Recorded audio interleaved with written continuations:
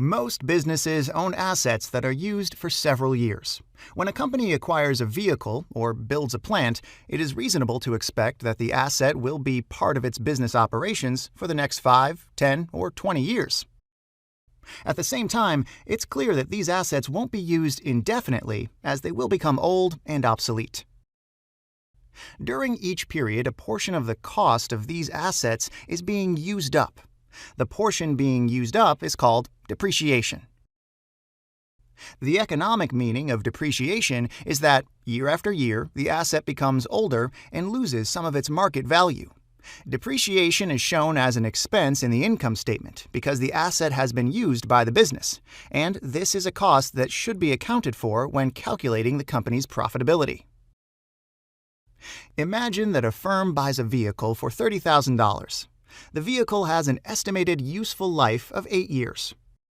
How much should be charged as an expense this year? We know that $30,000 has been paid for the vehicle, but only a portion of this sum can be attributed to the current period, right? Instead, the following will occur. The firm will register an asset that costs $30,000 on its balance sheet and will decrease its cash by $30,000. Then, year after year, the value of the asset will decrease because it becomes older and obsolete. The firm will have to implement a depreciation method in order to calculate by how much the value of the asset will be reduced each year.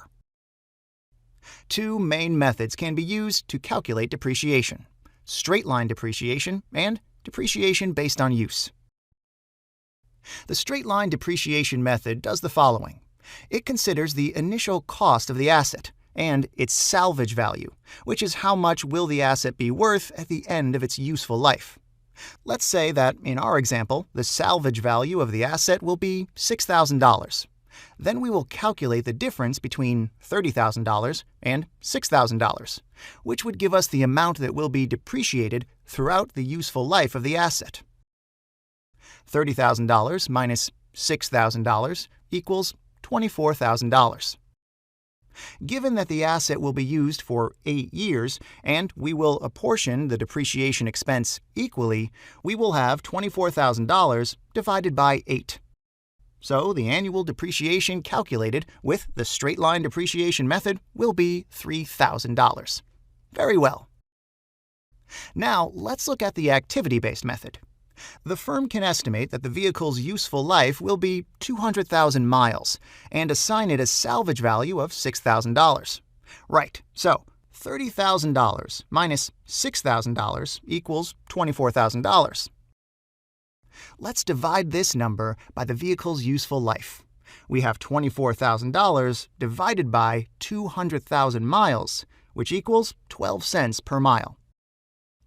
If we hypothesize that at the end of the current year the vehicle will have 30,000 miles on its odometer, the company will have to use this number to obtain the depreciation expense that will be registered in the income statement. It will be equal to 30,000 miles multiplied by 0.12, which equals $3,600. By using this method, the company agrees to calculate the vehicle's depreciation according to the number of miles that it has been driven. We will have a similar picture for intangible assets. Assets such as software, brands, goodwill, and artistic assets are called intangible due to the fact that they are not physical in nature. The equivalent of depreciation for intangible assets is amortization. Depreciation is always used for tangible assets, while amortization is used for intangible assets. The two are almost always grouped together and commonly referred to as D&A. We should bear in mind that only intangible assets with finite lives, such as software licenses, are subject to amortization. Intangible assets such as a firm's brand are not amortized, given that they have an indefinite life. In this lesson, we learned more about depreciation and amortization and their impact on tangible and intangible assets. Thanks for watching.